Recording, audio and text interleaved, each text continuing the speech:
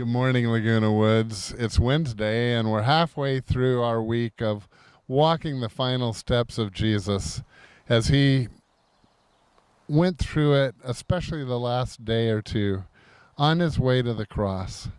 And here we are at this beautiful setting out by the lake at Saddleback Rancho Capistrano campus. And if you ever want to come out here and do what we're doing, we'd love to have you come do that. It's open to the public all the daylight hours. You just go down the 5, get off at Avery, turn right as you come off the off-ramp, and then immediate left. And it's only down about a half a mile on your right. And you would enjoy it. I think we've just, we're out here by a lake. It's a beautiful setting.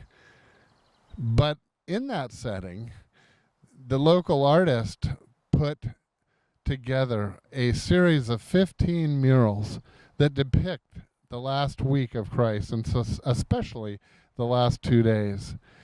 We just finished a mural that showed about the denial of Peter out while Jesus was in at the trial of the Sanhedrin. But when that was done, then they took him to the Roman government.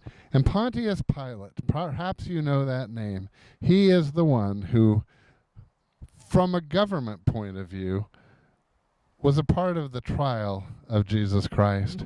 And that's what this is depicted, that Jesus is standing facing Pontius Pilate. And Pilate asks him, Jesus, are you the king of the Jews? The others in the Sanhedrin, who were the religious folk, they wanted to know if indeed he was the Son of God. But Pontius, being in the government, he wanted to know, are you claiming to actually be the king of the Jews? And Jesus said, you've said it is so. Well, that was enough to irritate him because, he was, from their perspective, Rome was the ruler over at the time. But actually, they asked him again. And Jesus wouldn't even answer the second time. He just kept quiet. Aren't you going to answer? Pilate said. And the answer was no. Jesus made no reply. And the Bible says Pilate was just amazed that this man would not defend himself. Jesus didn't have to defend himself. This was the second trial that he endured, and the verdict that both were going to come to is that he was guilty. Although Pilate eventually says to the crowd, should we let him go? And they said no. And that led to his beating and then to his crucifixion. Let's walk on down the road here to the next one and see what's in store for us. Here we are at the next mural, and these are serious ones. I take them very seriously because this is one that is depicting Jesus as he was beaten and scourged. And actually, I'm going to read the passage that describes this from the Bible. And there's actually a thing that really hit me when I just read this that I'll share with you in a moment. But it says, they put a purple robe on him and then twisted together a crown of thorns, and they set it on his head. And they began to call out to him, Hail, King of the Jews! Again and again they struck him on the head with a staff, and they even spit on him. Falling on their knees, they paid homage in a mocking way to him.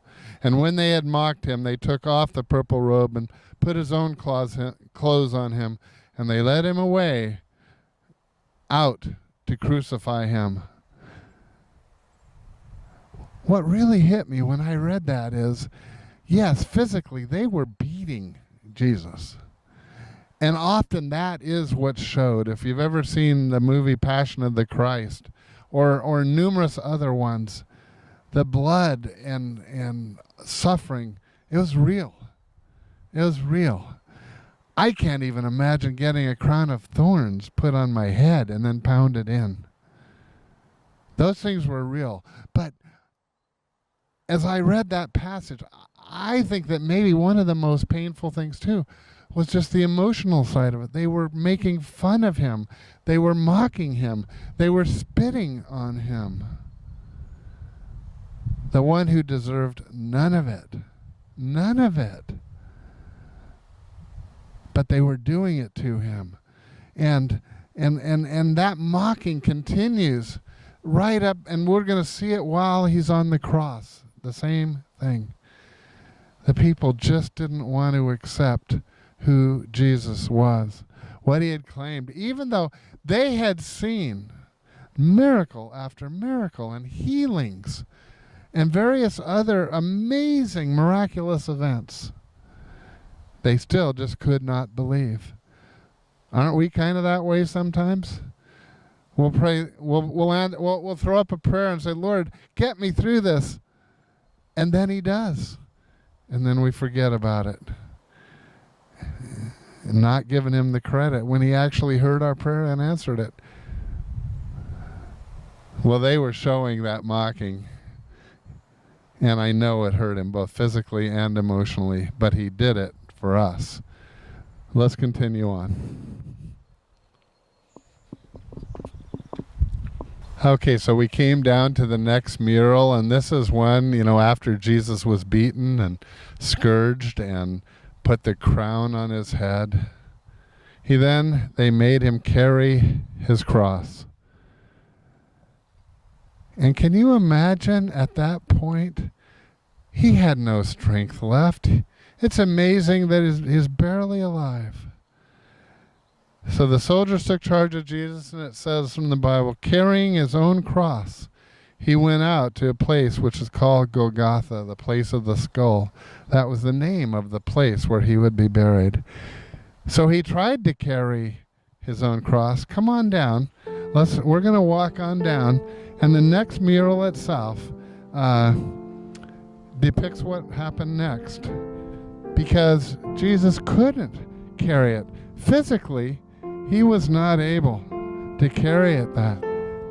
So another man came, and his name was Simon. And Simon steps forward and so began to help carry Jesus' cross. It even says, as the soldiers led him away, they see Simon, who was on his way in from the countryside. And they put the cross on him and made him carry it. I'm so glad that someone was there to help Jesus through those moments. What a day it was. What a day it was. And he did that for you and for me. Well, this has been a tough day. This is a tough, tough day. Now tomorrow, tune in and we're going to see what happens next. Good Friday was not that good. We're going to talk about that tomorrow. But I hope you'll stay in for the whole week, because the end of this story is amazing. And I know you'll be rejoicing with us at that. See you tomorrow morning, Laguna Woods.